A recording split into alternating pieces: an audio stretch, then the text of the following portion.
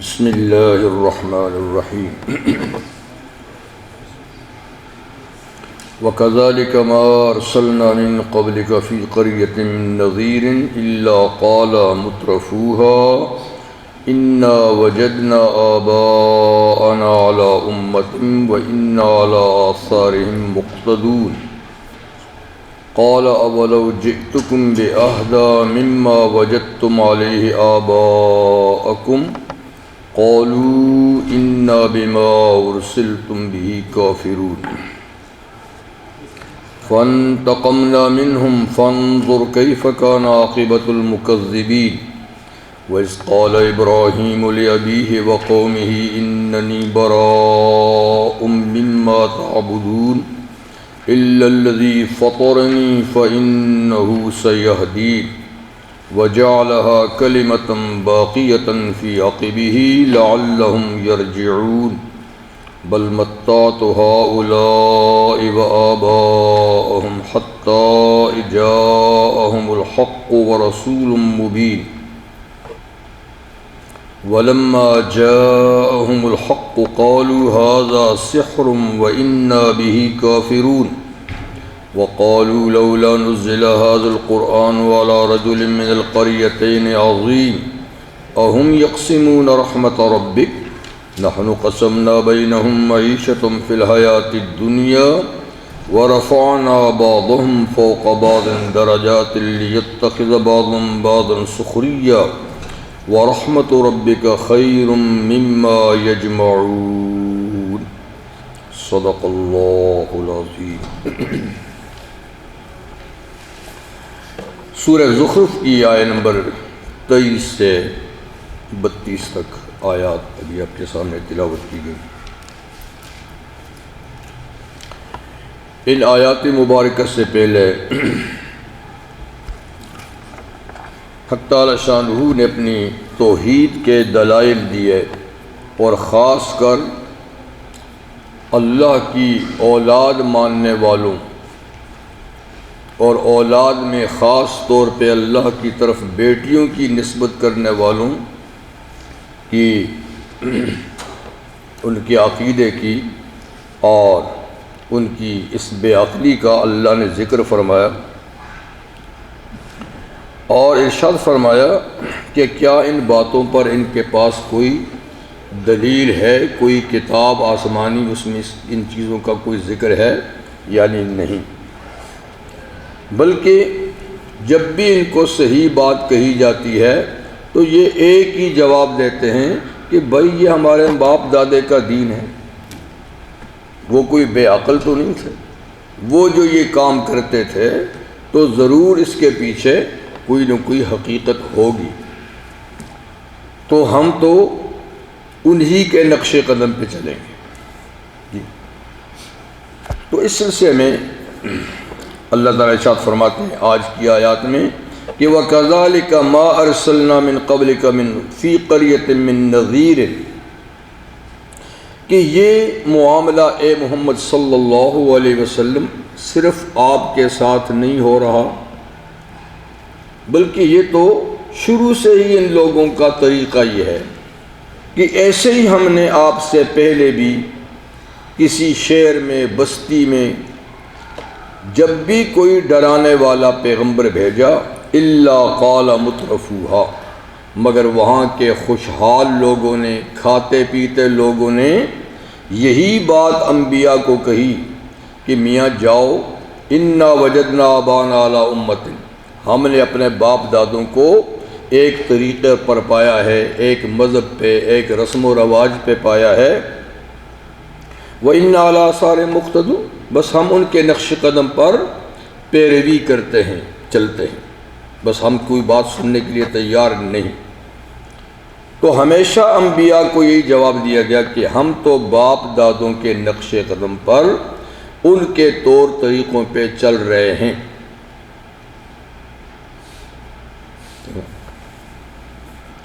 انبیاء کرام نے جواب میں فرمایا، قال، ہر نبی نے فرمایا، اولو جئتکم بأہدی مما وجدتم علی آباکم، اللہ کے بندو سوچو تو صحیح نا، میں جو دعوت دیتا ہوں اس کو بھی سوچو اور جس طریقے پہ تم چل رہے ہو اس کو بھی دیکھو. کیا اگر کہ میں تمہارے پاس لایا ہوں ایک چیز جو زیادہ ہدایت والی ہے اس چیز سے جس پہ تم نے باپ دادوں کو پایا ہے، تو کیا پھر بھی تم آنکھیں بند کر کے اسی رستے پہ چلو گے؟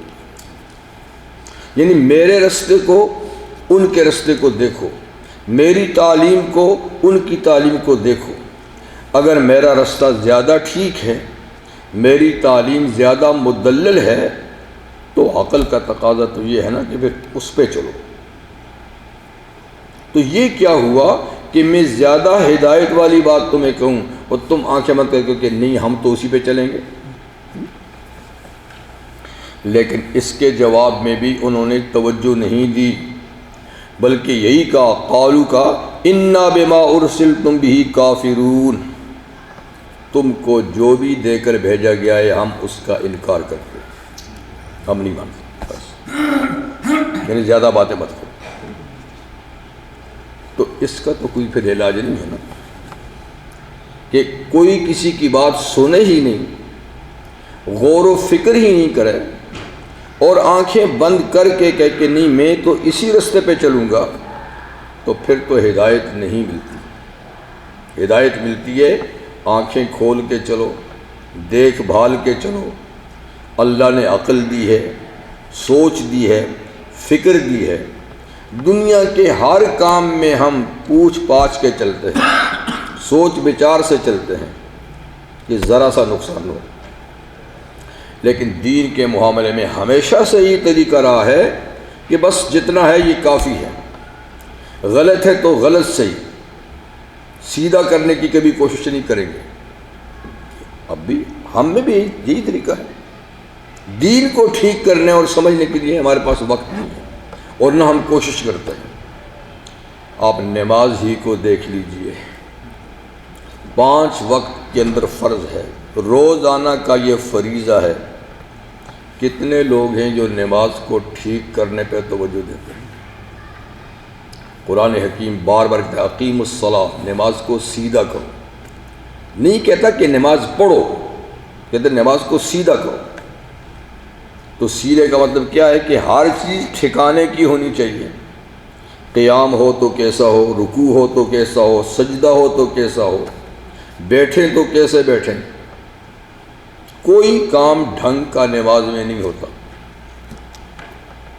امام احمد بن حنبل رحمہ اللہ فرماتے ہیں میں 100 مسجدوں میں گیا، کہیں بھی ٹھیک نماز نہیں پڑھی جا رہی تھی. پھر انہوں نے کتاب الصلاۃ کے نام سے کتاب لکھی. تو نہ انداز نماز ٹھیک اور نہ جو اس میں پڑھا جاتا ہے وہ ٹھیک. کیا پڑھا جاتا ہے؟ کچھ گنے چنے الفاظ ہی تو پڑھے جاتے ہیں ہر نماز میں. اس کو بھی ٹھیک کرنے کے لیے وقت نہیں اور نہ ان کو سمجھنے کے لیے وقت کہ ہم کم از کم اس کا ترجمہ تو سیکھ لیں کہ ہم پڑھتے ہی کیا ہیں. لیکن ماشاءاللہ پڑھتے ہیں جیسی وہی کریں گے. تو اس کا نام ہے لاپرواہی، اس کا نام ہے لاپرواہی. اور سارے کاموں میں تو اس کو دن رات ٹھیک کرنے کی کوشش کریں گے، لیکن دین کے بارے میں ہماری سوچ ایسی ہے کہ بس جیسا بچپن میں پڑھا تھا رٹا تھا اسی کو چلائی جاؤ. یہ تو خیر ہمارا حال ہے، اللہ توفیق عطا فرمائے صحیح کرنے کی. یہ تو یہاں دین اور مذہب کی بات ہے. دیکھیں کیسے آنکھ بند کرتے ہیں. پیغمبر کہتے ہیں کہ میں تمہیں ٹھیک اور سیدھی بات اگر سناتا ہوں تو پھر بھی اسی غلط رستے پہ جاؤ گے. تو کیا کہتے ہیں؟ ہمیں سننے کی ضرورت نہیں ہے، آپ جائیے اپنا کام کیجئے، جو تم لائے ہو سو ٹھیک ہوگا، ہم اس کو نہیں مانتے. بہرحال دین ٹھیک کرنے کی چیز ہے، اس کو ہمیشہ ٹھیک کرنے کی کوشش کی جائے. اور ہم ساری زندگی بھی ٹھیک کرنا چاہیں تو بھی مکمل ٹھیک نہیں کر سکتے. جیسا حق ہے عبادت کا ادا نہیں کر سکتے. دیکھیے اللہ اس کی عظمت شان، ہم اور اس کی حقوق عبادت ادا کرے؟ کیسے؟ ممکن ہی نہیں ہے، لیکن کوشش تو کرے نا۔ اللہ تو بندے کی کوشش دیکھتا ہے کہ وہ کچھ کر بھی رہا ہے کہ نہیں کر رہا ہے، لیکن کوشش ہی نہیں ہو رہی۔ تو یہ لوگ کیا کہتے ہیں نبی کو کہ آپ بڑی اچھی اور ہدایت کی بات لائے ہوں گے، لیکن ہم تو اسی ڈگر پہ چلیں گے، اسی رستے پہ چلیں گے جو باپ دادے سے آیا ہے۔ اللہ تعالیٰ فرماتے ہیں ایسے لوگوں سے پھر ہم نے دنیا میں بھی انتقام لیا، ایسے ڈھیٹ لوگوں سے دنیا میں بھی انتقام لیا۔ فانتقمنا منہم، سو اے نبی صلی اللہ علیہ وسلم ہم نے ان لوگوں سے بدلہ لیا، ان کو سزا دی۔ فانظر کیف کان عاقبۃ المکذبین، آپ دیکھیں ان حق کو جھٹلانے والوں کا انجام کیسے ہوا، تاریخ میں پڑھیں کیسا ہوا، زمین پہ چل پھر کے دیکھیں کیسا ہوا۔ ہم نے ان سے انتقام لیا۔ اچھا، اب یہ جو کہتے تھے کہ بھائی ہم تو صرف باپ دادے کے رستے پہ چلیں گے، ان کے دین و مذہب پہ چلیں گے، تمہارے کہنے پہ نہیں چلتے۔ اب اللہ فرماتے ہیں صحیح معنی میں باپ دادے کا دین بھی کچھ اور ہے، باپ دادے کا دین بھی کچھ اور ہے، تم کسی اور رستے پہ چلتے ہو۔ اس لیے کہ عرب کے جو مشرک ہیں، جیسے مکہ میں تھے، آس پاس تھے، یا عرب میں جو یہود تھے، عیسائی تھے، مدینہ میں یہود تھے، نجران میں عیسائی تھے، مکہ میں، مدینہ میں اور آس پاس دوسری جگہ میں مشرکین تھے، سب نے دین کو بگاڑا ہوا تھا۔ اللہ فرماتے ہیں کہ تمہیں بتاؤں کہ تمہارے باپ دادے کا اصل دین کیا تھا، تو تم سب کا باپ تو ابراہیم ہے، تم سب کا باپ، یہودی بھی کہتے ہیں کہ ہم ابراہیمی ہیں، عیسائی بھی کہتے ہیں کہ ہم ابراہیمی ہیں، اور مکہ کے اور مدینہ کے اور یہ آس پاس کے مشرک بھی کہتے تھے ہم ابراہیمی ہیں۔ اور بات بھی ٹھیک ہے، بات بھی ٹھیک ہے، نسلی طور پہ یہ سب ابراہیمی ہیں، کیونکہ یہودی اور عیسائی وہ بنی اسرائیل سے ہیں، اور بنی اسرائیل یعقوب علیہ السلام کی اولاد ہے، یعقوب علیہ السلام اسحاق علیہ السلام کے بیٹے ہیں، اسحاق علیہ السلام ابراہیم علیہ السلام کے بیٹے ہیں، تو نسلی طور پہ بنی اسرائیل ابراہیمی ہیں۔ ادھر عرب کے جو مشرک تھے مکہ کے اور آس پاس، یہ سب اسماعیل علیہ السلام کی اولاد سے ہیں، اور اسماعیل حضرت ابراہیم کے بیٹے ہیں، تو ایک بیٹے کی اولاد یہود و نصارہ، ایک اور بیٹے کی اولاد عرب کے مشرک۔ تو اللہ تعالیٰ فرماتے ہیں باپ تو تم کا ابراہیم ہے، ان کے بعد ایک گروپ کا اسماعیل ہے، دوسرے کے اسحاق اور یعقوب ہیں، تو اگر تم باپ دادے کے دین پہ چلتے ہو تو دیکھو باپ دادے کا دین کیا ہے۔ کیا ابراہیم علیہ السلام کا دین کفر اور شرک تھا؟ کیا وہ کسی کو خدا کا بیٹا اور بیٹیاں کہتے تھے؟ تو یہ بھی تمہاری غلطی ہے کہ نبی کو کہتے ہو کہ ہم باپ دادے کے دین پہ تیری بات نہیں مانتے، اور باپ دادے کا دین تو وہ ہے جس کی طرف تمہیں نبی بلا رہا ہے، نبی جس کی طرف تمہیں بلا رہا ہے۔ تو یہاں اللہ تعالیٰ ان ساری قوموں کے جو باپ ہیں حضرت ابراہیم، ان کا تھوڑا سا ذکر کرتے ہیں اور فرمایا کہ تم بتائیں کہ ان کا دین کیا تھا۔ اگر تم نے باپ دادے کے دین پہ چلنا ہی ہے تو آؤ تمہیں بتاؤں کہ باپ دادے کا دین کیا تھا، وہ نہیں ہے جس میں تم چلتے ہو۔ وَإِذْ قَالَ إِبْرَاهِيمُ لِأَبِيهِ، اس وقت کو یاد کرو جب ابراہیم علیہ السلام نے اپنے باپ و قومی ہی اور اپنی برادری اور قوم سے کہا اِنَّنِي بَرَاءٌ مِّمَّا تَعْبُدُونَ، اے میرے باپ، اے میری قوم، جن کی تم عبادت کرتے ہو میں ان سے بیزار ہوں، لا تعلق ہوں، میرا ان سے کوئی واسطہ نہیں۔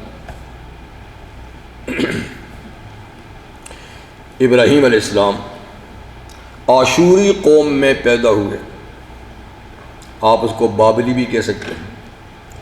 یہ اپنے دور میں بابل جو اب تو کھنڈرات کا ڈھیر ہے، نام کا ہی بابل ہے، یہ اپنے دور میں سب سے زیادہ متمدن اور خوشحال شہر تھا، اور 70 مربع میل پر پھیلا ہوا عظیم الشان شہر تھا، آپ کے نیو یارک سے بھی بڑا۔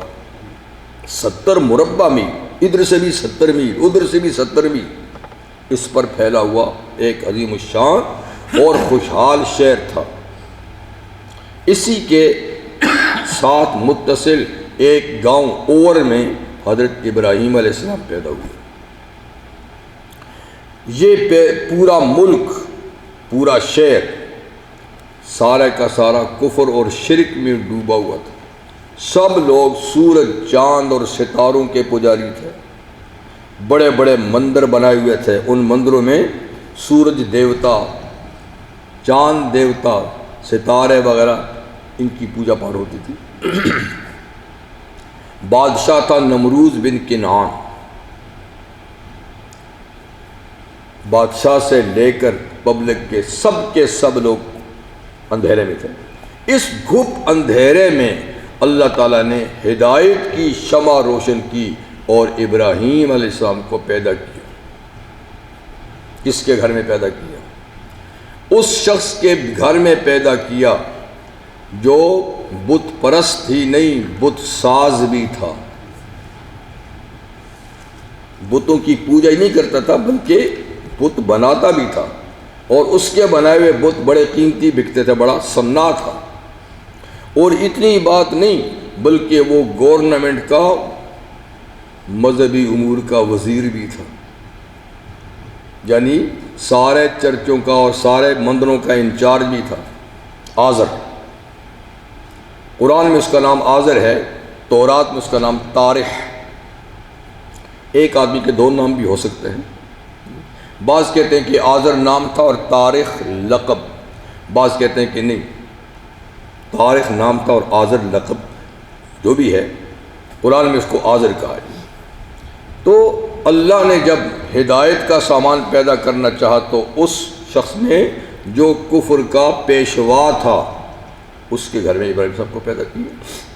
خیر ابراہیم صاحب پیدا ہوئے، سن شعور کو سمجھدار ہوئے، سمجھداری کو پہنچے تو دیکھا ہر طرف اندھیرا ہے، اللہ کا کوئی نام لیوا نہیں ہے۔ ابراہیم علیہ السلام کا واقعہ قرآن حکیم کی کئی صورتوں میں تفصیل سے، یہاں تو مختصر سا ہے، پوری تفصیل سے ہے۔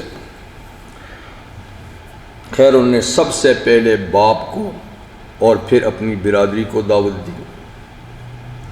نہ باپ نے بات قبول کی، نہ قوم نے دعوت قبول کی، بلکہ اس دعوت کی پاداش میں جیسے مشہور تاریخی کتاب طبقات ابن سعد میں ہے کہ آپ کو 7 سال بے گناہ جہل میں ڈال دیا گیا، صرف کہ آپ یہ دعوت کیوں دیتے ہو، ایک خدا کی بات کیوں کرتے ہو۔ 7 سال تو جیل میں رہے، ٹھیک ہے نا، پھر بھی نکلے تو دعوت کا کام اپنے کیا۔ دیکھا کہ یہ لاتوں کے بھوت باتوں سے نہیں مانتے، یہ دلائل سے سمجھتے نہیں ہیں، ان کو کوئی ایکشن کر کے، کوئی عملی قدم اٹھا کر ان کو سمجھایا جائے۔ یہ جن کو حاجت روا مشکل کشا سمجھتے ہیں، جن کے سامنے سر جھکاتے ہیں، ہاتھ پھیلاتے ہیں، ذرا ان کی تھوڑی سی مرمت کر کے ان کو بتاؤں کہ یہ کچھ نہیں کر سکتے، یہ خود کو نہیں بچا سکتے، تمہارا کیا کریں۔ اس قوم کا ایک سالانہ فنکشن ہوتا تھا، آپ عید کے لیں، اور وہ ساری قوم ہی شہر سے باہر جا کر وہ عید مناتی تھی یا فنکشن کرتی تھی۔ تو وہ دن آیا تو ابراہیم علیہ السلام کو بھی باپ نے کہا کہ چلو آج عید کا دن ہے۔ آپ نے طے کیا تھا کہ جب یہ مندر خالی ہوگا تو میں تو یہاں کارروائی کروں گا. نے کہا کہ فنظر نظر فی النجوم، یوں پر ستاروں میں نظر ڈالی، پھر کہا انی سقیم، آپ جائیں میری طبیعت ٹھیک نہیں، آپ جائیں میری طبیعت ٹھیک نہیں. یہ کوئی جھوٹی بات نہیں. سقیم سقم کہتے ہیں تھوڑی سی بیماری ہے، اس کو بھی کہتے ہیں بڑی بیماری ہے، اس کو بھی کہتے ہیں. اور نظر نظرت فی النجوم، ستاروں کو دیکھ کر جو انہوں نے کہا تو یہ ان کے نظریے کے مطابق، وہ نجومی لوگ بھی تھے، وہ ستاروں کو انسانی زندگی میں بڑا مؤثر سمجھتے تھے. تو نے کہا یہ بیٹا ہمارا بھی ماشاءاللہ بڑا لائق ہے، یہ بھی ستاروں کا علم رکھتا ہے، اس نے کوئی ستارہ دیکھ لیا ہوگا نا اپنا، اور اس کے اثر سے کہہ رہا ہوگا کہ میری طبیعت ٹھیک نہیں ہے. تو وہ سمجھے کہ واقعی ٹھیک نہیں، تو ان کو چھوڑ کے چلے گئے. لیکن آپ کا مطلب جسمانی طبیعت کی بات نہیں تھی، روحانی طبیعت، یعنی تمہارے طور طریقوں سے، تمہارے مذہب سے میری طبیعت ٹھیک نہیں ہے. وہ سمجھے کہ کوئی جسمانی پرابلم ہے، چھوڑ کے چلے گئے. آپ نے کلہاڑا اٹھایا، اور جو مرکزی بت خانہ تھا، یعنی محلوں کے تو الگ ہیں نا، جو سرکاری جہاں نمرود بھی جاتا تھا، تو اس کی ڈالی وہاں گئے تو ماشاءاللہ کیا دیکھتے ہیں، دروازہ کھولا تو کیا ہے اندر، قطار میں خدا بیٹھے ہیں، اور بڑی چیئر پر چیئرمین صاحب بیٹھے ہیں، بڑے بت، اور سامنے مٹھائی کے ٹوکرے رکھے ہوئے. کیا تھا؟ یعنی جب ہم فنکشن سے واپس آئیں گے تو یہ مٹھائیاں اور یہ کھانے متبرک ہو چکے ہوں گے، تو یہ تبرک کھائیں گے. اب بھی لوگ تبرک کھاتے ہیں، تبرک کھائیں گے. تو آپ نے لوگوں کی عقل پہ طنز کرتے ہوئے ان کو کہا کھاتے کیوں نہیں ہو؟ اتنا مال پڑا ہوا ہے، سجا ہوا ہے دسترخوان، کھاتے کیوں نہیں ہو؟ پھر دوسرا طنز کرتے ہوئے کہا کہ بولتے کیوں نہیں ہو؟ ما لکم لا تاکلون، کیوں نہیں کھاتے ہو؟ ما لکم لا تنطقون، بولتے کیوں نہیں ہو؟ ظاہر بات ان کو پتہ تھا یہ کھائیں گے کیا اور بولیں گے کیا، لیکن طنز کرنا تھا ان بے عقلوں کی عقل پر کہ جو نہ کھا سکتے ہیں، نہ ہل سکتے ہیں، نہ بول سکتے ہیں، نہ جسم ان کا اپنا بنا ہوا تمہارا بنایا ہوا ہے. ان کو پوچھتے، ان کو حاجت روا مشکل کشا سمجھتے ہو، زندہ جاوید خدا کو چھوڑ کر. پھر ایک ایک کی کاروائی شروع کی، کسی کا گلا، کسی کا بازو، کسی کا پیٹ، کسی کی ٹانگ کاٹ دی، اور بڑے میاں کی گردن پہ کلہاڑا رکھ کے اس کو کچھ نہیں کہا، واپس چلے گئے، جا کے گھر میں لیٹ گئے. شام ہوئی، وہ لوگ فنکشن سے واپس آئے تو ان کا طریقہ تھا کہ پہلے بت خانے میں جاتے، ان کو سلام کرتے اور وہ تبرک کھاتے، پھر گھروں میں جاتے تھے. اب جائے تو اپنے خداؤں کا حشر دیکھا تو سر پیٹ کے رہ گئے. کہنے لگے یہ ان کا ستیہ ناش کس نے کر دیا، کس نے یہ ظلم ڈھایا ان پر. اور بڑا ہی بے انصاف تھا جس نے یہ کام کیا. کسی نے کہا کہ ایک نوجوان ہے اس شہر میں، وہی تو ان کا تذکرہ کرتا ہے کہ یہ کچھ نہیں کر سکتے، لگتا ہے فنکشن میں بھی نہیں تھا جس کی کارروائی ہو سکتی. کون ہے؟ یقال لہ ابراہیم، اس کو ابراہیم کہا جاتا ہے، ابراہیم کے نام سے وہ ہے. اچھا، تو سرکاری حکم ہوا، پولیس کو کہا فاتو بی علی اعین الناس، جاؤ اس کو پکڑ کے پبلک کے سامنے لاؤ، وہ قومی مجرم ہے، اس کو پبلک کے سامنے لاؤ، کھلی عدالت میں اس پہ مقدمہ چلائیں گے. ان کو لایا گیا، ابراہیم سے ان کو لایا گیا تو ان سے پوچھا کہ ابراہیم یہ کام آپ نے کیا ہے؟ آپ نے فرمایا مجھ سے کیوں پوچھتے ہو، بڑے میاں تو ماشاءاللہ سلامت ہیں، آلہ قتل بھی تو انہی کے پاس ہے. ہاں ان کا کوئی چکر ہوگا کھانے پینے پر تو اس نے سب کی مالش کی ہوگی، مجھ سے کیوں پوچھتے ہو؟ انہی سے پوچھو. کوئی زخمی ہے، سارے مرے تو نہیں ہیں. ان سے پوچھو، مجھے تو لگتا ہے کہ اس کی بدماشی ہے۔ یہ بھی ان کی عقل پہ طنز تھا کہ احمق ہو، جو خود کو نہیں بچا سکتے وہ تمہارا کیا کریں۔ پھر کہ ثم نکسوا، ان کے اس کہنے پہ کہ ان سے ہی پوچھو، تو تھوڑا سا انہوں نے سر جھکایا، خود کہنے لگے تم بڑے بے انصاف ہو۔ ابراہیم ٹھیک کہتا ہے، تم بڑے بے انصاف ہو، ظالم ہو، واقعی یہ پوجا پاٹ کے قابل تو نہیں ہے جو خود کو نہیں بچا سکتے۔ لیکن کفر ہے نا، وہ تو دلوں میں بسا ہوا، کچھ تھوڑا سا تو کہہ دی کہ تم بڑے بے انصاف ہو، پھر کہنے لگے تم نے بہت بڑا جرم کیا ہے، ہمارے سارے خطاؤں کا ستیہ ناش کیا ہے، لہٰذا تمہارے لیے سخت سے سخت سزا تجویز کیجیے قومی مجرم کی حیثیت سے۔ تو سزا کیا ہے کہ اب ان کے لیے تاکہ اس کو آگ میں ڈال دو،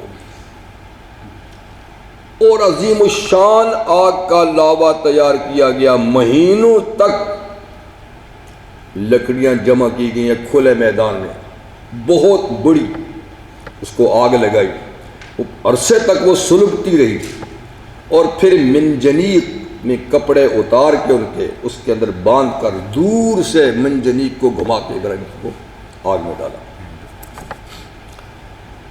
آپ نے اللہ کی خاطر جیل بھی کاٹی، آگ میں بھی چلے گئے، لیکن آگ کس کی ہے؟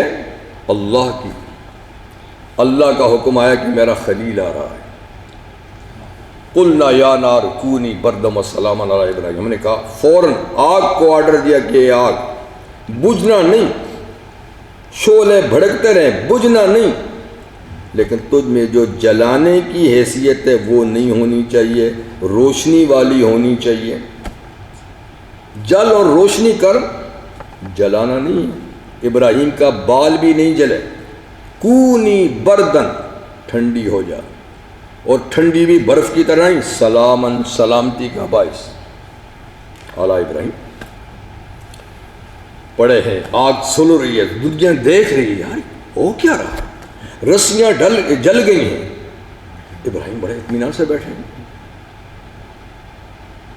ابراہیم صلی اللہ علیہ وسلم نے بعد میں فرمایا کہ جتنا سکون مجھے اس عرصے میں ملا جو آگ میں تھا، اتنا سکون کبھی زندگی میں نہیں ملا۔ چاروں طرف انگارے ہیں، سلگ رہے ہیں، آگ بھڑک رہی ہے، مجھے اتنا اطمینان ہوا۔ اور ابراہیم علیہ السلام کیسے متوکل بھی تھے، اللہ کے لیے کیسی قربانی بھی دے رہے تھے کہ جبریل اس وقت آئے، اللہ نے بھیجا کہ جاؤ اگر میرے خلیل کو تمہاری مدد کی ضرورت ہے کرو۔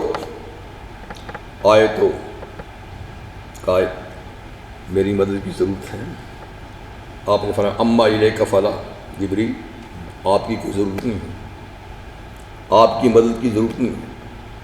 انہوں نے کہا چلو میری نہیں ضرورت تو اللہ ہی سے دعا کر لو مشکل سے بچنے کے لیے۔ کہا اللہ میرے حال سے میری دعا سے زیادہ واقف ہے،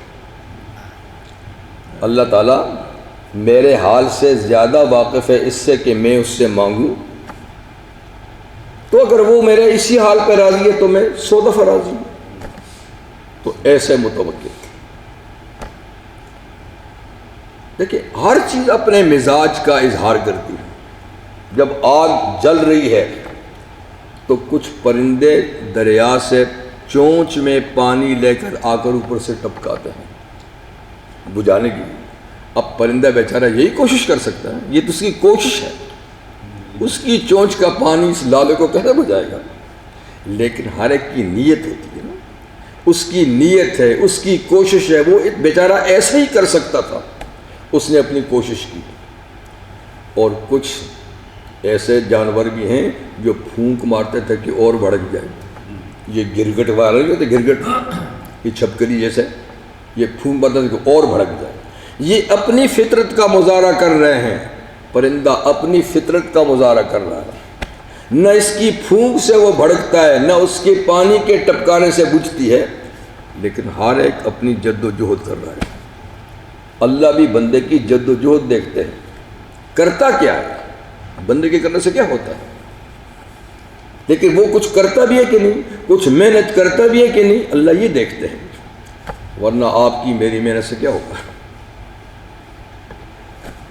تو اس سے سبق ملا کہ آدمی کو محنت کرنی چاہیے، اس میں برکت ڈالنا اللہ کا کام، کوشش کرتے رہنا چاہیے، بیٹھ نہ رہے، ہوگا کیا وہ اللہ تعالیٰ خود کریں گے۔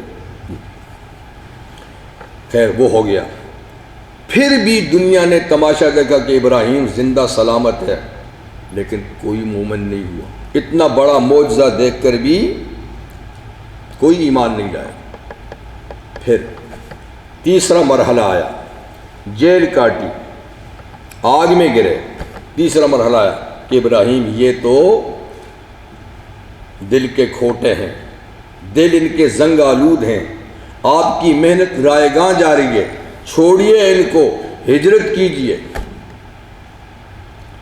تو اللہ کے حکم پر ملک چھوڑا، ہجرت کی۔ اس زمانے میں گاڑیاں تو نہیں تھیں، سڑکیں تو نہیں تھیں، پتہ نہیں کس طرح پیدل چلے ہوں گے لق و دق صحراؤں میں۔ 3 آدمیوں کا قافلہ ہے، ابراہیم، حضرت سارہ ان کی بیوی اور حضرت لوط ان کے بھتیجے۔ ساری محنت کا ثمرہ یہ 3 آدمی ہیں، ان کی دعوت پہ صرف بیوی مسلمان اور بھتیجا جو آگے سے پھر نبی بنا، باقی پوری قوم نے نہیں مانا ان کو۔ ہجرت کی، وہاں سے فلسطین آ کر آباد ہوئے، رستے میں بڑے مرحلے گزرے، بڑے امتحانات گزرے۔ تو اللہ فرماتے ہیں تمہارا باپ تو یہ ہے، اگر تم نے باپ دادے کے دین ہی پہ چلنا ہے تو تمہیں بتائیں باپ یہ ہے، یہ قربانیاں اس نے دیں، یہ جد و جہد اس نے کی، پوری مملکت کا مقابلہ کیا تنے تنہا، اور آج تم نے بیت اللہ میں 360 بت رکھے ہوئے اور تم کہتے ہو ہم ابراہیمی ہیں، اور یہودیوں تم عزیر علیہ السلام کو خدا کا بیٹا کہتے ہو، تم کہتے ہو ابراہیمی ہیں، عیسائی تم عیسیٰ علیہ السلام کو خدا کا بیٹا کہتے ہو، تم یعنی ابراہیمی ہو، ابراہیم تو یہ ہے۔ تو اگر تم نے باپ دادے ہی کا دین اختیار کرنا ہے تو آؤ تمہیں بتائیں وہ یہ ہے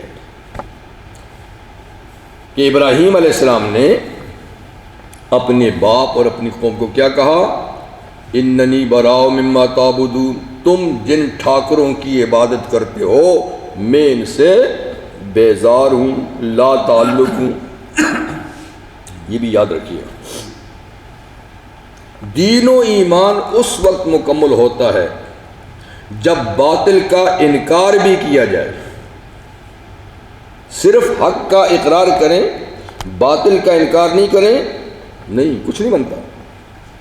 جب برملا کہیں کہ یہ غلط ہے یہ صحیح ہے تب ہوتا ہے دین، اور کہیں یہ بھی ٹھیک ہے یہ بھی ٹھیک ہے، نہیں یہ کیا ہو گیا، یہ بھی ٹھیک ہے یہ بھی ٹھیک ہے۔ کچھ اس طرح کے لوگ بھی ہیں، ہوئے ہیں اور آج بھی ہیں، ان کو آپ کہنا صلح کل، کہتا نہیں سب کے ساتھ صلح رکھنی چاہیے،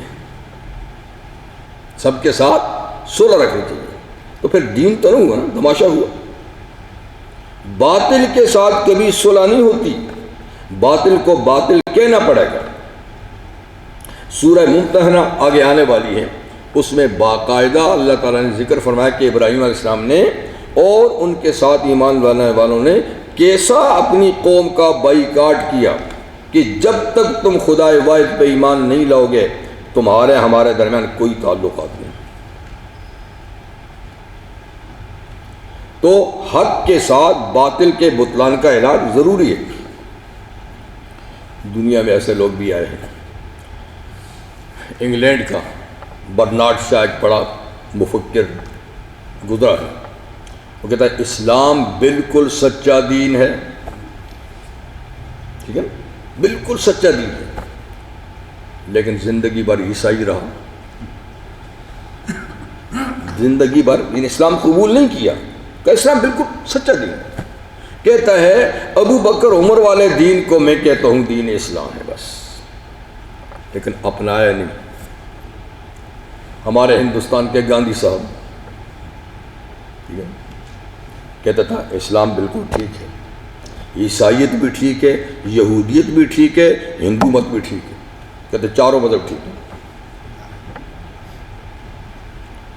اور مزہ یہ ہے کہ جب وہ کوئی پروگرام شروع کرتا تو سب سے پہلے قرآن کی تلاوت کراتا تھا، سورہ فاتحہ کی تلاوت، اس کے بعد انجیل کا کچھ حصہ پڑھاتا تھا، پھر تورات کا، اور پھر گیتا کا اشلوک۔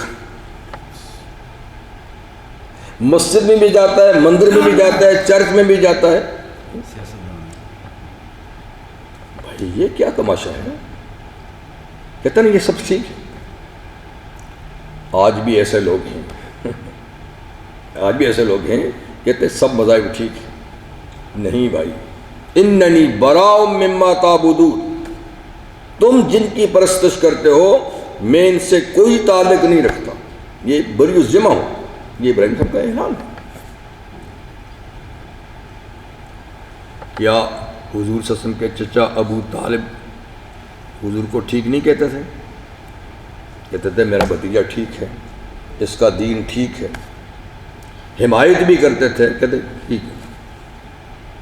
لیکن جب ان کو کہا کلمہ پڑھی ہے آخر میں، تو کہا نہیں میں اپنے باپ کے دین پر جانا چاہتا ہوں۔ تو زندگی بھر حضور کو سچا کہتے رہے، قرآن کو سچا کہتے رہے، اسلام کو سچا کہتے رہے، لیکن مانا نہیں، جانا لیکن مانا نہیں۔ تو صرف جاننے سے دین نہیں آتا، ماننے سے آتا ہے۔ جاننے کو تو کئی لوگ جانتے ہیں کہ اسلام ٹھیک ہے، سچا دین ہے، آج بھی کہتے ہیں سچا دین ہے، لیکن مانتے نہیں۔ تو خالی جاننے سے آدمی مسلمان نہیں ہوتا جب تک کہ جاننے کے بعد اس کو مانے بھی نہیں، اور مانے اور غلط کو غلط کہے تب۔ اچھا، تو تمہارے معبودوں سے میں بیزار ہوں، الا الذی فطرنی، سوائے اس ذات کے جس نے مجھے پیدا کیا ہے۔ باقی سب سے میرا کوئی تعلق نہیں ہے، سوائے اس ذات کے جس نے مجھے پیدا کیا ہے۔ فَإِنَّهُ سَيَهْدِينِ، وہی خدا مجھے سیدھے رستے پہ لگائے گا۔ میں اسی کو مانتا ہوں۔ یہ تو ان کا اپنا اعلان تھا، اور اپنی ہی بات نہیں۔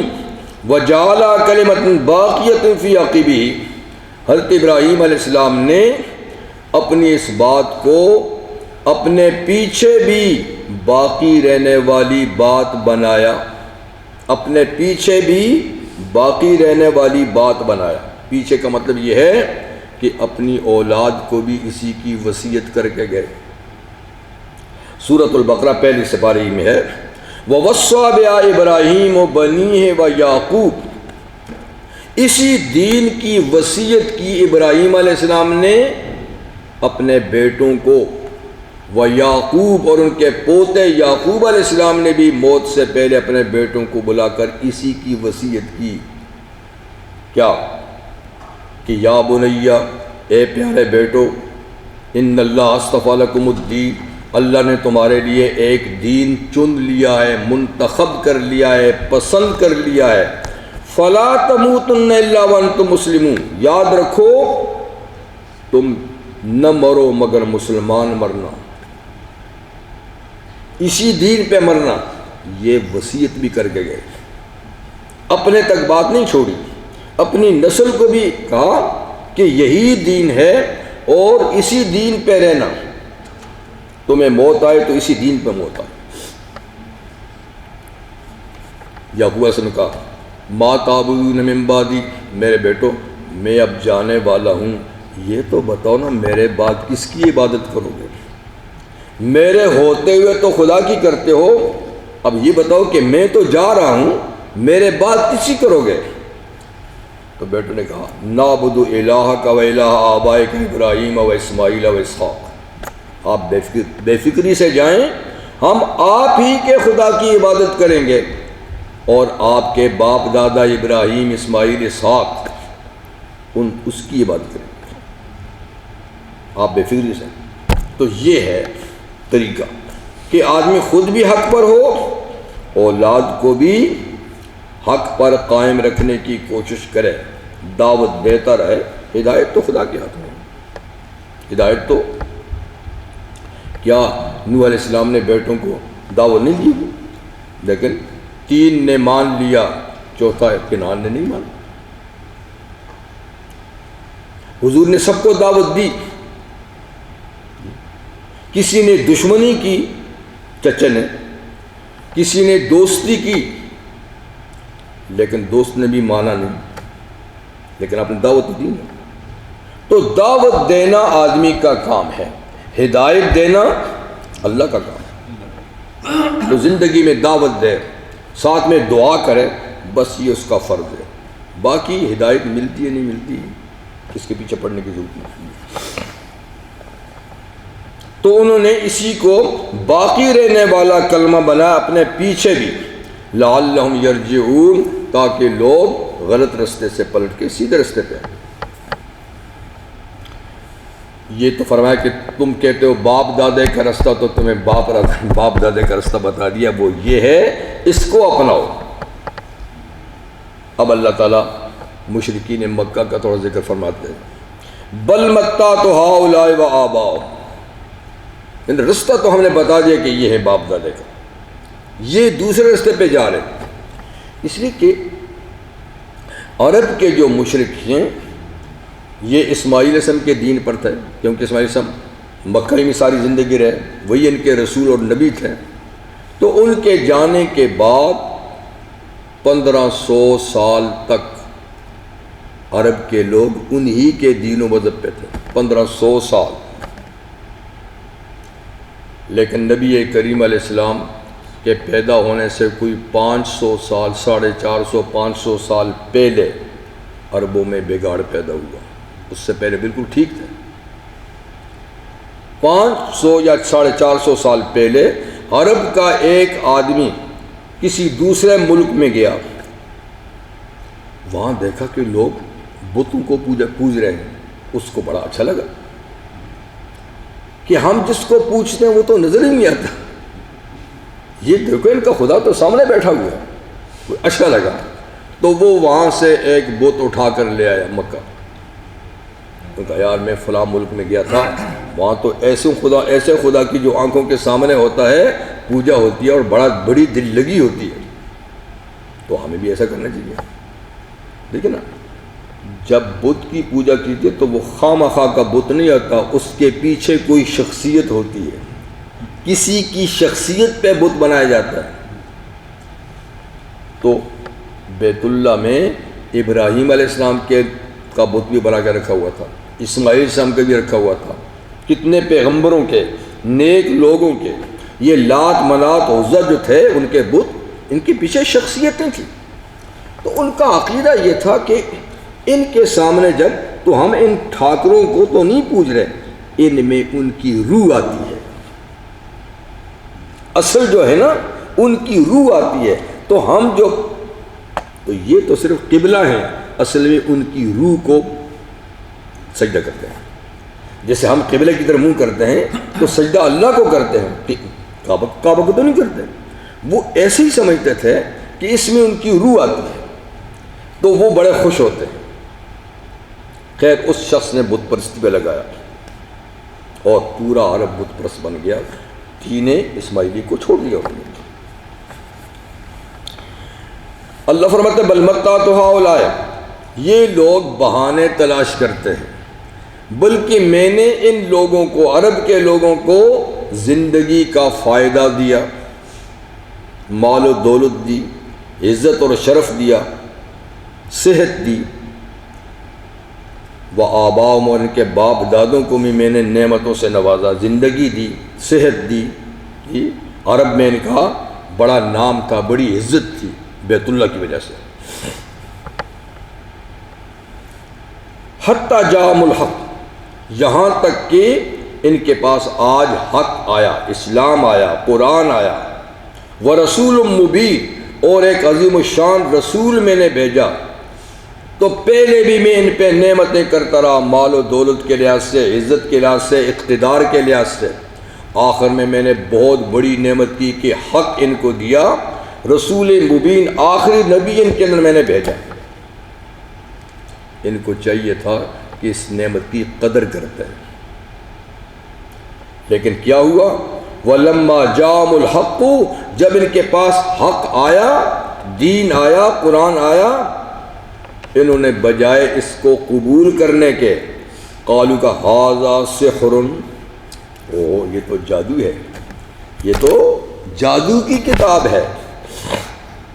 یعنی ہم یہ مانتے ہیں کہ بڑی اثر والی کتاب ہے، جب یہ پڑھی جاتی ہے تو بڑا اثر ہوتا ہے جی، اور جب اس کو لوگ سمجھتے ہیں تو بالکل جڑ جاتے ہیں، جماعت بن جاتی ہے.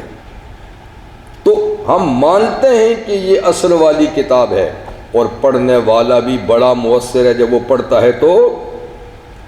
ہاں آپ کو پتہ ہے کہ جب حضور تہجد میں قرآن پڑھتے تھے ابو جہل بھی آ کے سنتا تھا.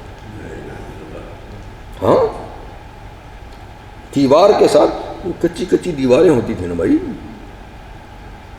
تو دیوار کے ساتھ ادھر ابو سفیان کھڑے ہیں، ادھر فلاں کھڑا ہے، ادھر فلاں. جتنے سردار دن کو گالیاں دیتے تھے، پتھر مارتے تھے، مخالفت کرتے تھے، رات کو گھر میں چین نہیں آتا تھا، پچھلے پیر اٹھ کے دیوار کے ساتھ سنتے تھے. کہتے ہیں اثر بڑا ہے، لیکن کہتے ہیں جادو ہے. جیسے جادو میں اثر ہے نا، تو اس میں بھی اثر ہے. تو ایک دن ایسا ہوا جب سن کے واپس جانے لگے نا، ایسے تو بچ بچا کے آتا نا دوسرے کو خبر نہ ہو. ہاں ایک دن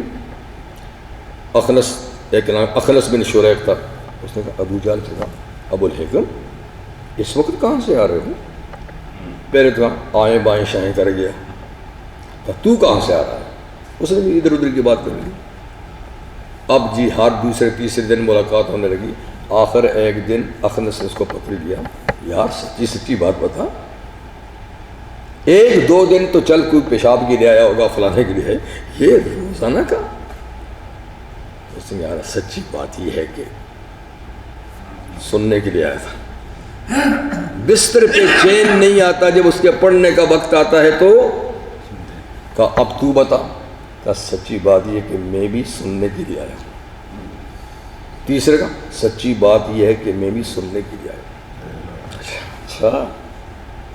پھر اخنس ابو جہل سے کہتا ہے کہ یار اب دیکھو سچی بات بتا. یہاں تو ہم ایک گروپ کے لوگ ہیں، ایک نظریے کے لوگ ہیں، مخالف ہیں ان کے، ٹھیک ہے، یہ تو مزہ آتا ہے اس لیے آتے ہیں نا. سچ بتا کہ یہ ہے، سچ ہے یا نہیں.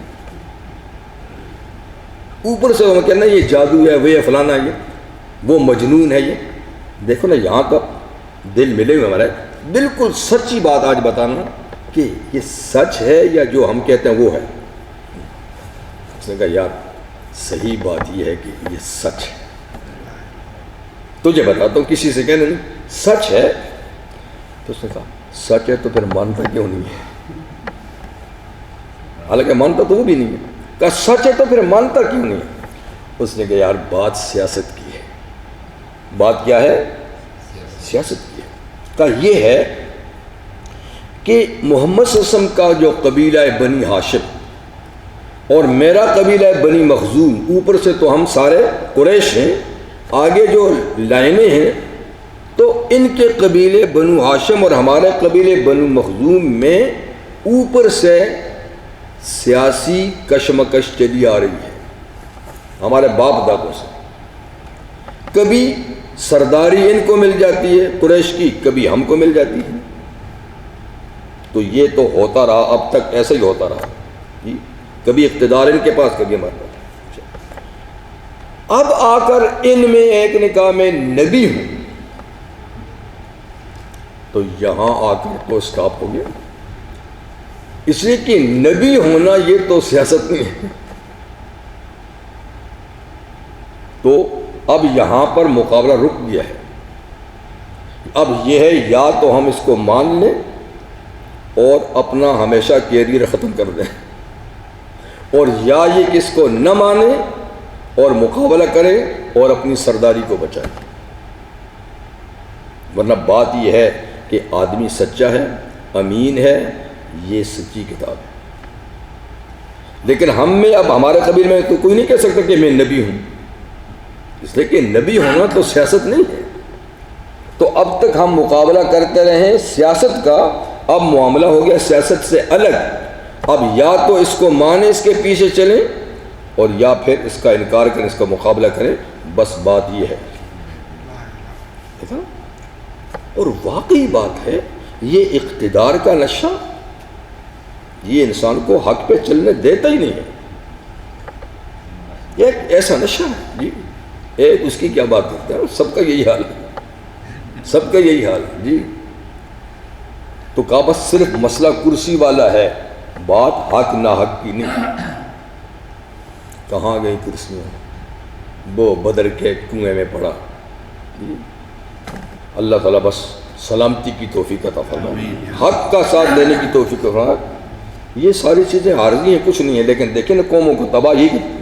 ہمیشہ انبیاء کرام کا مقابلہ, آپ قرآن پڑھیں, ہمیشہ انبیاء کرام کا مقابلہ کس نے کیا؟ کھاتے پیتے لوگوں نے, غریبوں نے نہیں. غریبوں نے یا مانا یا نہیں مانا, لیکن مخالفت نہیں کی. سامنے آئے تو کو قال الملأ الذین استکبروا من قومہ, قال الذین استکبروا من قومہ, ان لوگوں نے کہا جو ان کی قوم کے بڑے متکبر لوگ تھے, چودھری تھے, سردار تھے.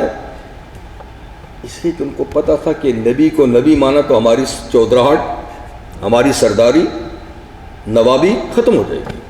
اس لیے ہم نے تو نواب رہنا ہے, لوگ ہمارے پیچھے چلے. تو حق کا انکار کیا. یہ بڑی خراب چیز ہے, بڑی خراب چیز ہے. بس اللہ تعالیٰ جس کو بچائے. تو اچھا جی کہا کہ یہ جادو ہے, وَإِنَّا بِهِ كَافِرُونَ, اس لیے ہم اس کا انکار کرتے ہیں. اچھا, دوسری ذہنیت, ہمیشہ سے باطل پرستوں کی ذہنیت یہ رہی ہے کہ نبوت جو ہے نا, نبوت یہ بھی چودھریوں کا حق ہے, سرداروں کا حق ہے. اس لیے کہ نبوت ایک منصب ہے نا, ایک اعزاز ہے.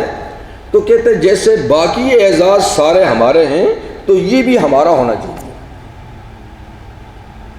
یہ ذہنیت پرانی ہے او نوح علیہ السلام سے. اب مکہ والوں نے بھی یہی بات کہی, مکہ والوں نے یہی کہا کہ لولا نزل وقالوا لولا نزل هذا القرآن على رجل من القريتين عظيم.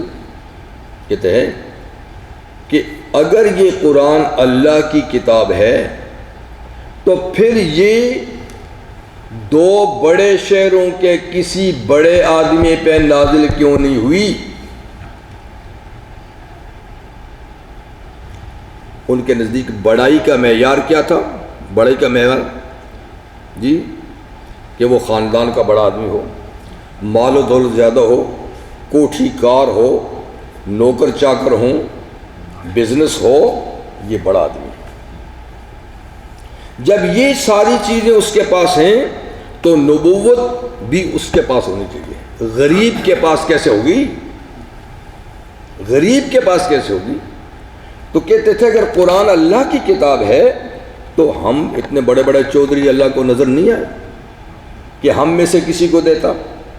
مکہ میں ابو جہل سردار ہے, عتبہ ہے, شیبہ ہے, امیہ ابن خلف ہے, ادھر طائف بڑا شہر ہے, عبد علیل ہے, مسعود ثقفی ہے, خبیب ہے, چودھری ہیں. اگر قرآن اللہ کی کتاب ہے تو مکہ یا طائف میں سے کسی سردار پہ کیوں نہیں اترا؟ کیا اللہ کو مکہ میں عبداللہ کا یتیم ہی نظر آ گیا تھا اس کے لیے, جس کے پاس اپنا گھر نہیں ہے, جس کے پاس مال و دولت نہیں ہے, جس کے پاس نوکر چاکر نہیں ہے؟ دیکھیں نا ذہنیت. اور اللہ کے ہاں معیار اور ہے. اللہ کہتے ہیں مال معیار نہیں, کوٹھی کار معیار نہیں, بزنس معیار نہیں, اعلیٰ اخلاق, اعلیٰ کردار معیار ہے. جس میں سب سے اچھا کردار ہو, بلند اخلاق ہوں, بڑا حوصلہ ہو, نبوت اس کو دی جاتی ہے. اللہ کیا یہ معیار ہے, ان کے یہاں یہ تھا.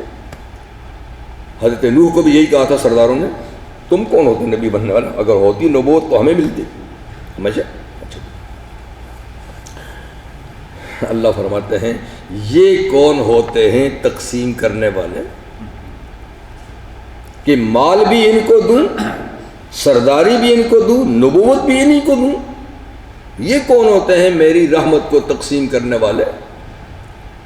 اَوْهُمْ يَقْسِمُونَ رَحْمَتَ رَبِّكَ، کیا یہ ہیں تیرے رب کی رحمت کو تقسیم کرنے والے؟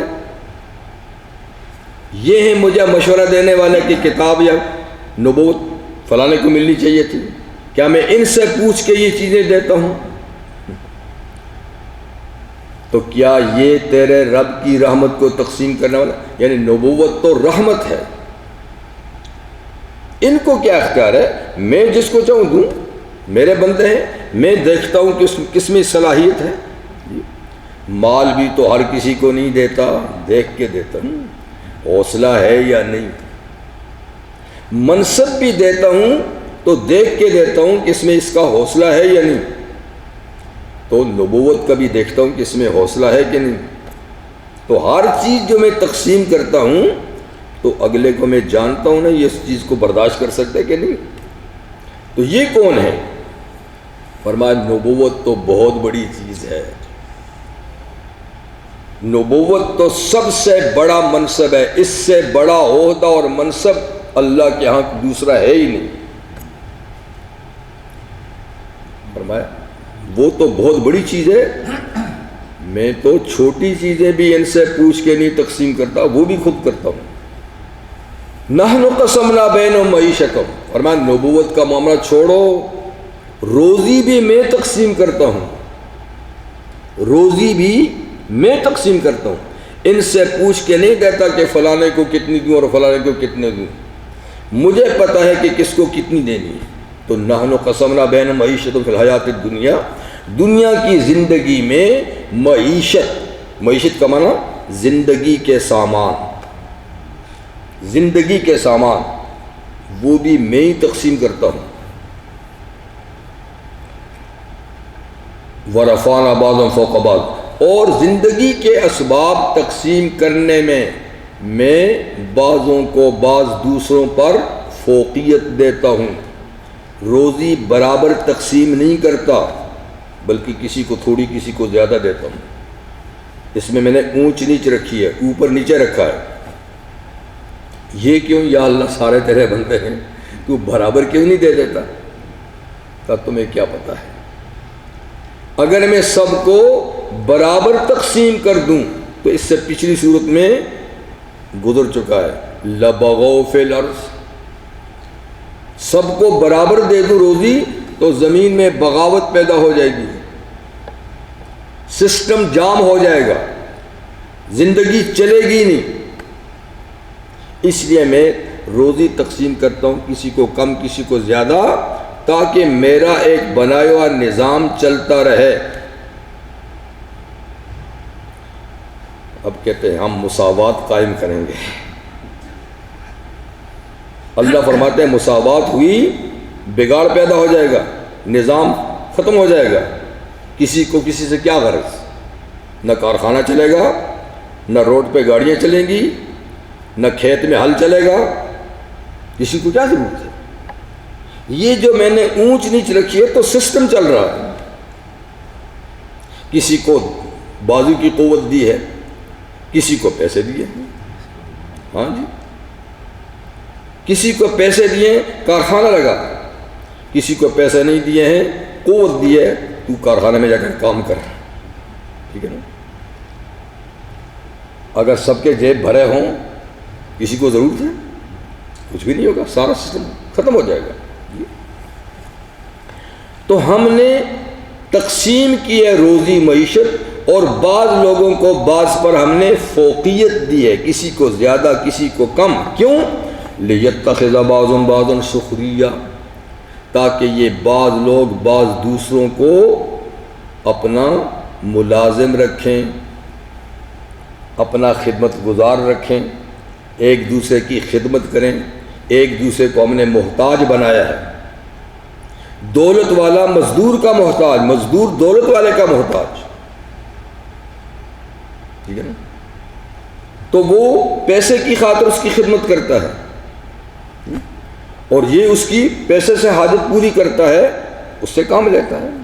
اگر سب برابر ہو جائیں تو کسی کو کسی سے کیا کام ہے؟ یہ حکمت مساوات نہیں رکھی، اونچ نیچ رکھی ہے۔ اور مساوات کیسے ہو؟ یہ غیر فطری نظام ہے جو جنگ عظیم کے بعد رشیا نے قائم کیا تھا۔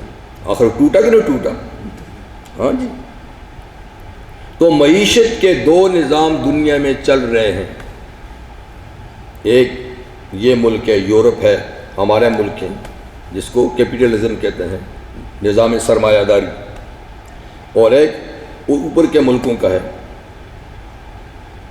مارکسزم، جی سوشلزم ہی اس کو کہتے ہیں، اشتراکی نظام۔ یہ دونوں غیر فطری ہیں۔ وہ تو 70 سال چل کے ٹھپ ہو گیا، یہ بھی کبھی ٹھپ ہو جائے گا۔ اس کی بنیاد بھی ظلم پہ، اس کی بنیاد بھی ظلم پہ ہے۔ متوازن، معتدل، انصاف پر جو نظام ہے وہ نظام معیشت اسلام کا ہے، وہ اسلام کا ہے۔ کارل مارکس جو تھا نا جرمن کا، وہ نظام اس نے متعارف کرایا کہ یہ مالدار لوگ ہیں، یہ مزدور کا خون چوستے ہیں، اور واقعی چوستے بھی تھے۔ یہ اسی کا رد عمل تو بنا تھا۔ جب مالدار غریبوں کو ان کا حق نہیں دے گا تو وہ ابھریں گے، وہ دشمنی تو پیدا ہوگی۔ لیکن اسلام کیا کہتا ہے؟ اس کا پسینہ خشک ہونے سے پہلے مزدوری اس کے ہاتھ میں ڈالو، اور اتنی دو جو اس کی بنیادی ضرورتیں پوری کرے۔ بنیادی ضرورت کیا ہے؟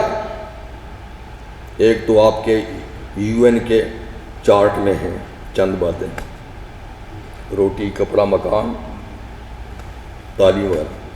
ایک اسلام نے بنیادی حق اور ضرورت ہر آدمی کا رکھا ہے، اس میں روٹی، کپڑا، مکان، صحت، ٹھیک ہے نا، تعلیم، یہ ساری چیزیں ہر آدمی کا حق ہیں۔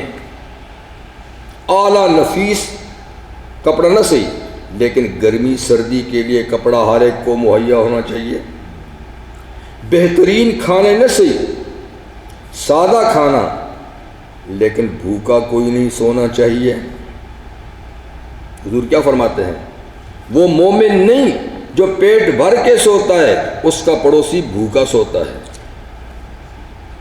یہ ہر پڑوسی کا حق رکھا ہے کہ پڑوسی کی خبر کر، بھوکا تو نہیں سو رہا۔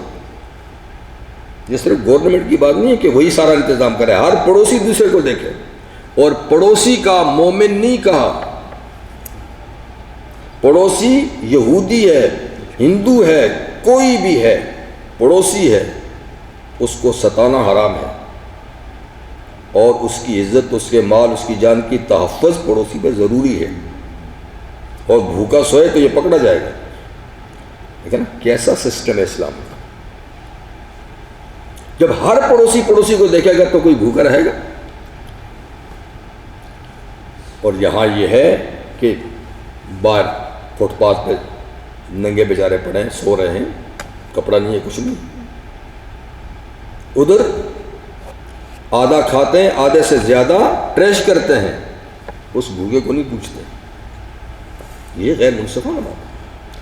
تو روٹی، کپڑا، مکان، تعلیم، صحت، جان، مال، عزت، آبرود کی حفاظت، یہ ہے چارٹ اسلام میں انسانی حقوق کا۔ ہر انسان کا یہ حق ہے، اس کو ملنا چاہیے۔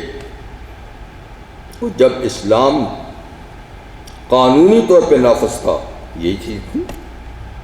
حضرت عمر گلیوں میں گھومتے تھے رات کو خود، کوئی بھوکا تو نہیں ہے اور کوئی غیر محفوظ تو نہیں ہے۔ تو یہ ہے سسٹم۔ تو اللہ فرماتے ہیں کہ مساوات کی بات نہیں کرو، وہ غیر فطری کی بات ہے۔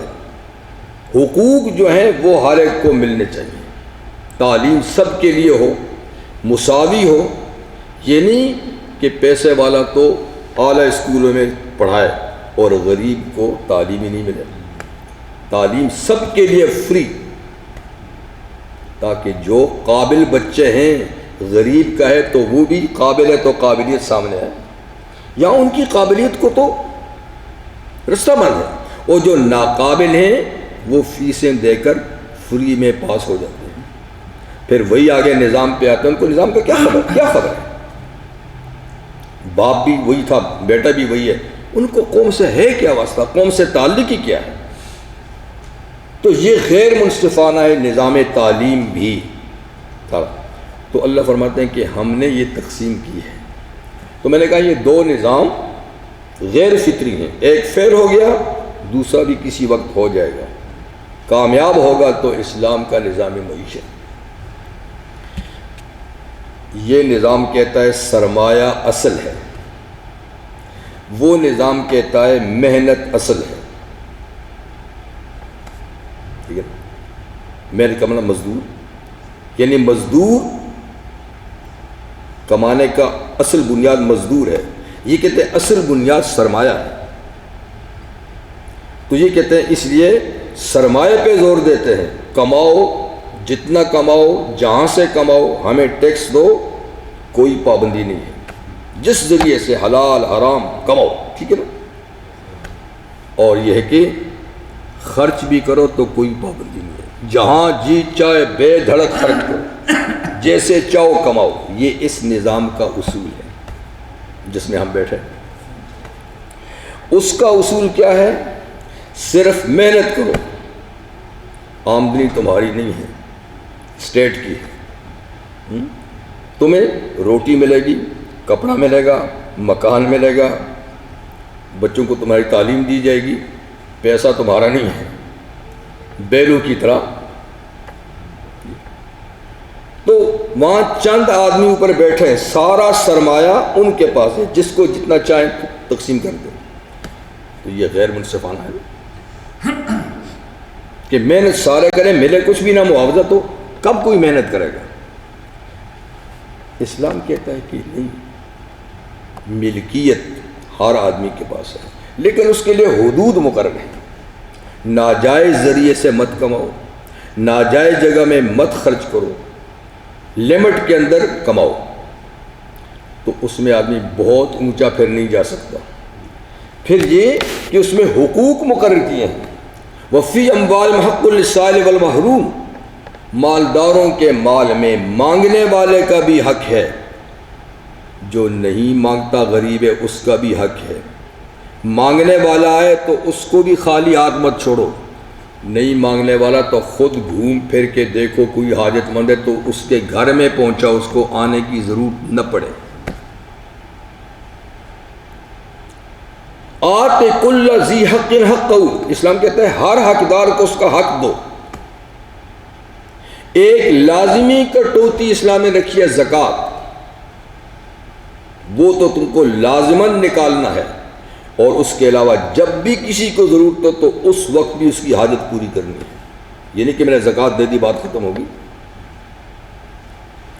تو جب اس طرح ہر ایک کا حق جاتا رہے گا تو آدمی اتنا بڑا اور کمانے کی بھی حد ہے، جوا نہ ہو، شراب نہ ہو، فراڈ نہ ہو، اسمگلنگ نہ ہو، جی سود نہ ہو۔ ان پابندیوں کے بعد جب کمائے گا تو وہ بھی لمٹ ہوگی، بے تحاشا دولت پہ نہیں جائے گی۔ تو پھر ایک متوازن سسٹم ہو جائے گا، حقوق ادا کرو، کمانے کی حد ہے، خرچ کرنے کی بھی فضول خرچی نہیں کرو۔ ان المبذرین کانوا اخوان الشیاطین، فضول خرچ شیطان کے بھائی ہیں۔ ولا تبذر تبذیرا، فضول مت خرچ کرو۔ تو کیسا سسٹم ہے؟ اگر یہ وجود میں آ جائے تو ساری مشکلات دور ہو جائیں، لیکن بات یہ کہ اس کا نام نہیں ہے، نہ ہمارے ملکوں میں نہ دوسرے ملکوں میں۔ تو خیر اللہ فرماتے ہیں ہم نے برابری نہیں رکھی تاکہ بعض لوگ بعض دوسروں سے کام لیں، لیتخذ بعضهم بعضا سخریا ورحمت ربک خیر مما یجمعون۔ اس کو چھوڑو، یہ عارضی چیزیں ہیں، مال آنے جانے والی چیز ہے، تیرے رب کی رحمت بہتر ہے اس سے جس کو یہ دنیا میں جمع کر رہے ہیں رات دن لگے ہوئے، جس مال کے پیچھے اندھے ہو کے یہ پڑے ہوئے ہیں، اس سے تیرے رب کی رحمت اچھی ہے۔ اللہ کی رحمت حاصل کرنے کی کوشش کی جائے۔ تو خیر اللہ تعالیٰ نے مشرکین کے اس نظریے کی تردید کی کہ تم کہتے ہو کہ مال و دولت سرداری ہمارے پاس ہو تو نبوت بھی ہمارے پاس ہو، فرمایا یہ بندر بانٹ نہیں چلے گی۔ تمہیں کیا اللہ کی رحمت کو تقسیم کرنے کا حق ہے، جبکہ روزی بھی ہم نے تقسیم کی ہے، جو اس سے معمولی چیز ہے۔ بس کریں گے، ہے ٹائم کتنا ہے؟ تھوڑا ہے، پھر بس کر لیتے آگے، پھر اور ہے، پھر وہ زیادہ ہو جائے گا، اس کو اگلے پروگرام میں رکھتے ہیں۔ تو خیر ان آیات میں کیا بات، پہلی بات یہ ہوئی کہ وہ لوگ جو آنکھیں بند کر کے کہتے ہیں ہم باپ دادے کے رسم و رواج اور دین پہ چلیں گے، اے نبیو تمہاری بات نہیں مانتے، ان کو سمجھایا کہ باپ دادے کا دین بھی ٹھیک ہے، لیکن دیکھو نا باپ دادا کون تھے، تم ان کو کہتے ہو جن سے تم پیدا ہوئے، اصل باپ ہمارا تو ابراہیم علیہ السلام ہے، انہی کے دین پہ چلتے تو ٹھیک ہے، چلو وہ ان کا دین تو یہ تھا، وہ نہیں ہے تم نے اختیار کیا۔ اور دوسرا جو ان لوگوں کا یہ نظریہ تھا کہ نبوت اور رسالت بھی کسی دولت مند کے پاس ہونی چاہیے، غریب کے پاس نہیں۔ اللہ نے فرمایا کہ یہ تمہارے بس کی بات نہیں ہے کہ تم میری رحمت کو تقسیم کرو، نبوت رحمت ہے، میں نے تو روزی خود تقسیم کی ہے، نبوت تو بڑی بات ہے، تو میں ہر ایک کو جو دیتا ہوں اس کی صلاحیت بھی میں پیدا کرتا ہوں اور اس کی صلاحیت کے مطابق دیتا ہوں۔ تو اس لیے یہ مت کو کہ قرآن فلانے سردار پہ نازل ہونا چاہیے تھا، نبوت فلانے کو ملنی چاہیے تھی، یہ میرا کام ہے، تمہارا کام نہیں ہے۔ تو یہ دو باتیں آگے اسی سلسلے میں اور بھی ہے، لیکن اگلے پروگرام۔